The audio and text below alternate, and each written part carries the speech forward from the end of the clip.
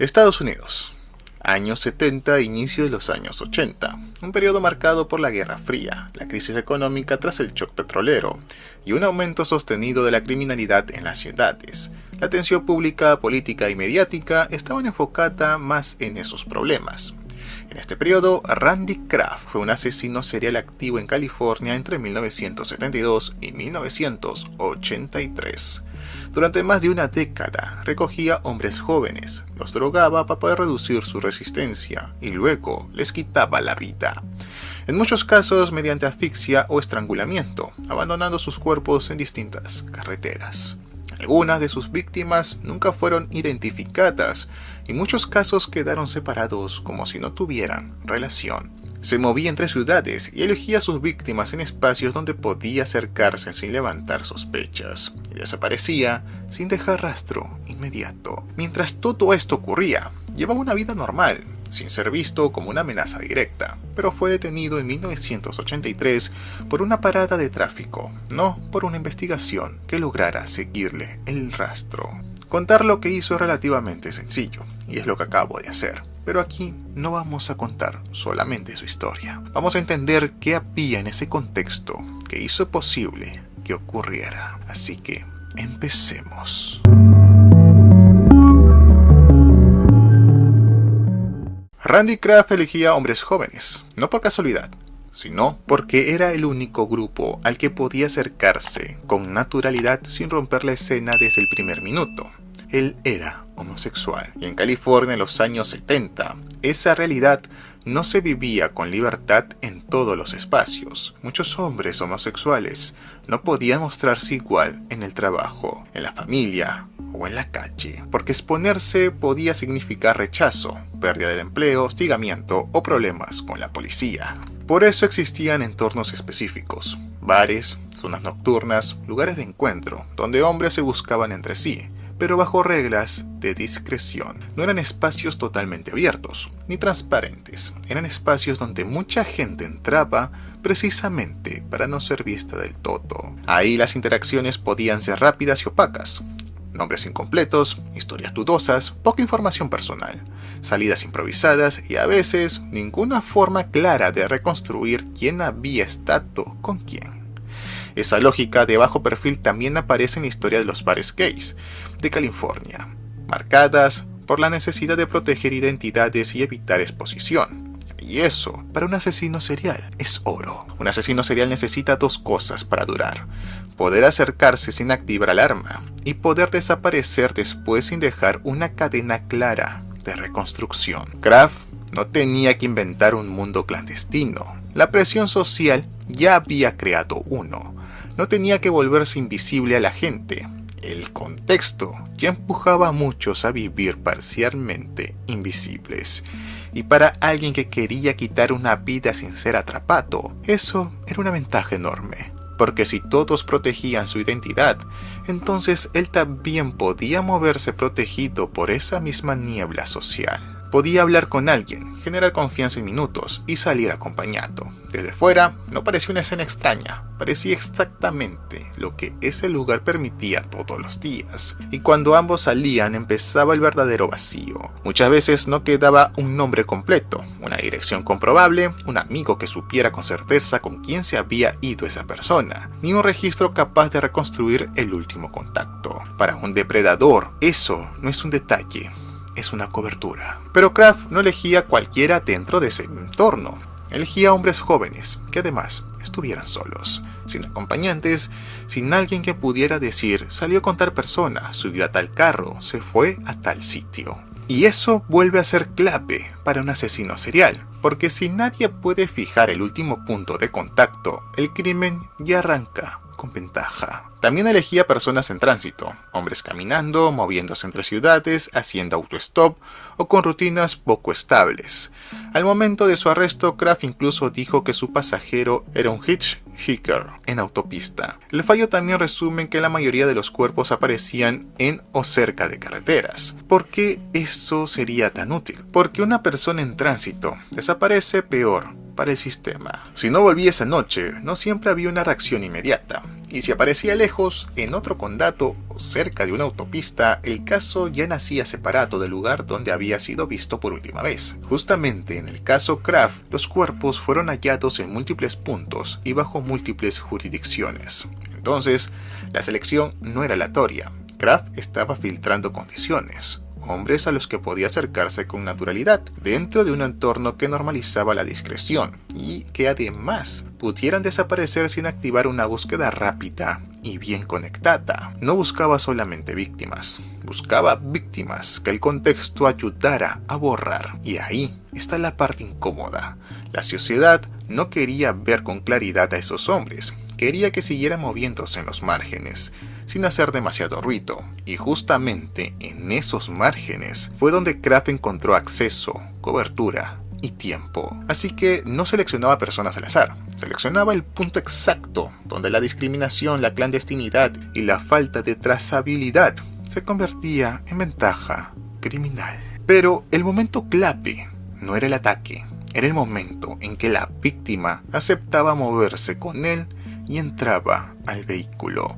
En la California de los años 70, subir a un auto no era una señal de peligro inmediata. No existían aplicaciones, no había registro de trayectos, no había forma de rastrear quién iba con quién. Si alguien subía a un vehículo, esa decisión desaparecía del sistema en ese mismo instante. Y eso, para un asesino serial, es el inicio real del control. Porque hasta ese momento, la víctima estaba en un entorno visible. Un bar, una calle, un espacio donde podía ser vista o recordada. Pero al entrar al auto, ese entorno se rompe.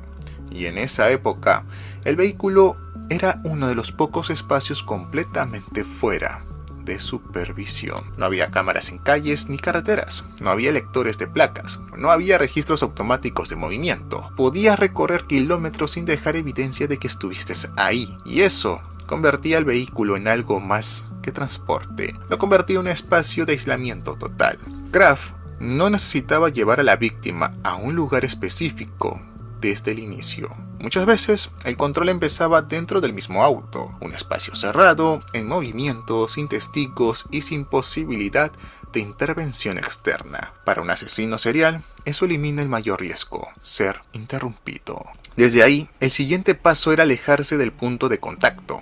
Salía de la ciudad, tomar carreteras menos transitadas, dirigirse a zonas donde la presencia humana disminuía. En ese tiempo, las periferias de California no estaban urbanizadas como hoy. Había tramos largos de carreteras sin iluminación, sin viviendas cercanas, sin tránsito constante. Podías detenerte en una vía secundaria y no cruzarte con nadie durante minutos o incluso más. Y eso no es un detalle menor.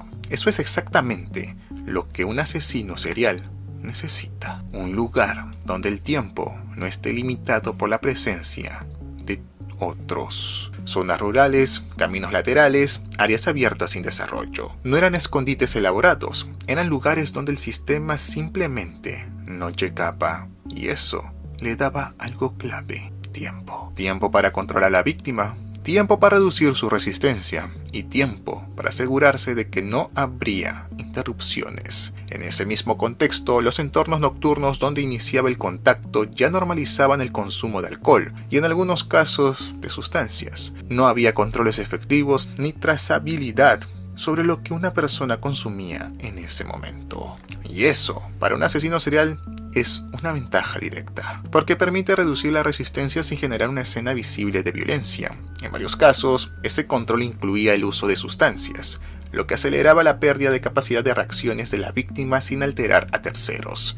Y aquí está el punto que cambió todo. El asesinato no ocurre porque alguien no pueda defenderse, ocurre porque nadie sabe que debe intervenir. La víctima ya no estaba en un entorno donde alguien pudiera verla. Ya no estaba en un lugar donde alguien pudiera ayudarla. Estaba en un espacio completamente controlado por una sola persona. Y eso, en términos de un asesino serial, es la condición perfecta.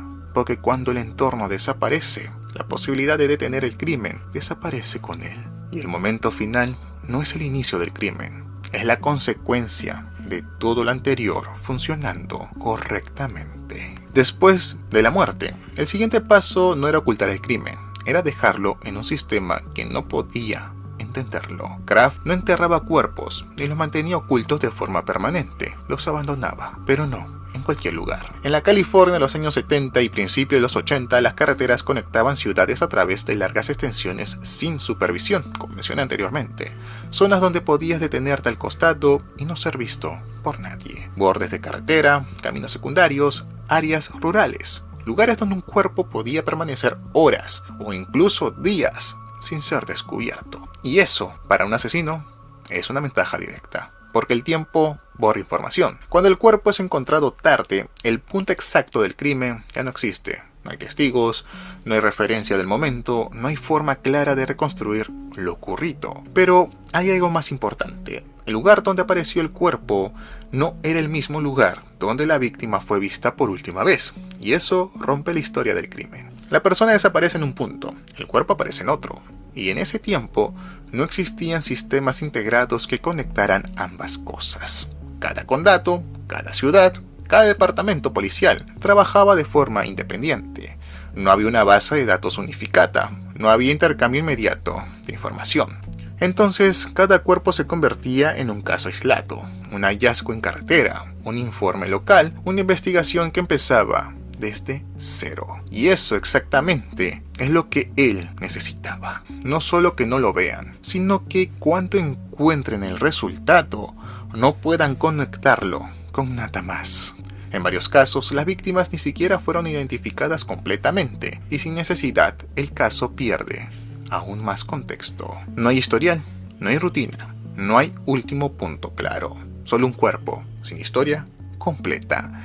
Y eso no es un error menor, es una falla estructural, porque sin conexión entre desaparición y hallazgo, el crimen deja de ser una secuencia y se convierte en eventos aislados. Kraft no estaba ocultando evidencia de forma sofisticada, estaba aprovechando un sistema que no estaba diseñado para conectar evidencia. No necesitaba borrar el crimen, el sistema lo hacía por él. El punto no es que lograra hacerlo una vez, el punto es que podía volver a hacerlo. Y sí, lo hizo durante más de una década, entre 1972 y 1983. Y eso no depende solamente del crimen, depende de lo que ocurre después. En la California de los años 70 y principios de los 80, los casos no se conectaban. Cada desaparición, cada hallazgo, cada investigación existía por separado. Eso significa que no había acumulación, no había una señal creciente que indicara que algo se repetía. Y eso, aunque tenga que nuevamente decirlo, para un asesino serial es algo importante, porque sin acumulación no hay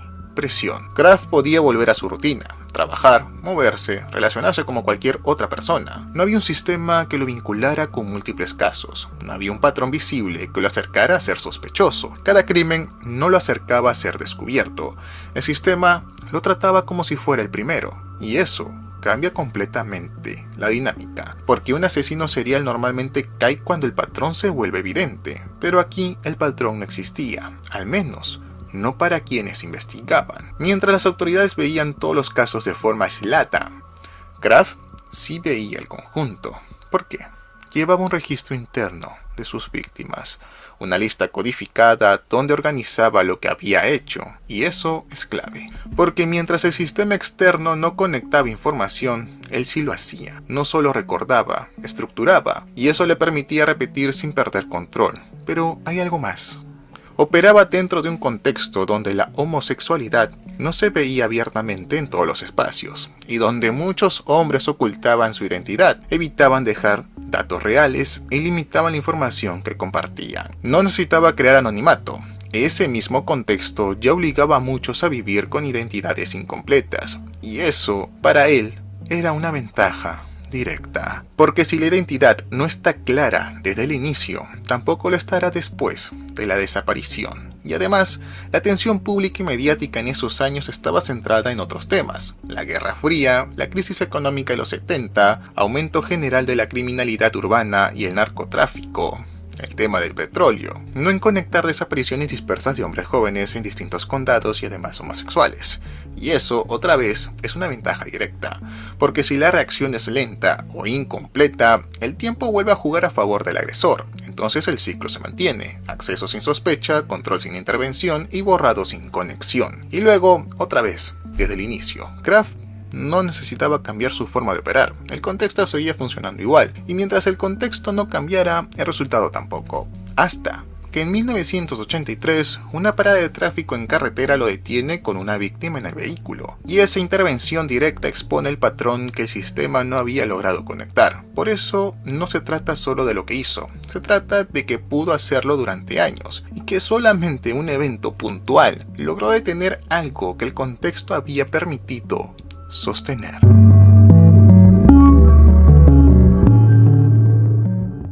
La pregunta no es si lo hizo, la pregunta es si hubiera podido hacerlo en otro contexto, porque nada de lo que ocurrió fue aislado, cada paso dependía de condiciones que en ese momento eran normales.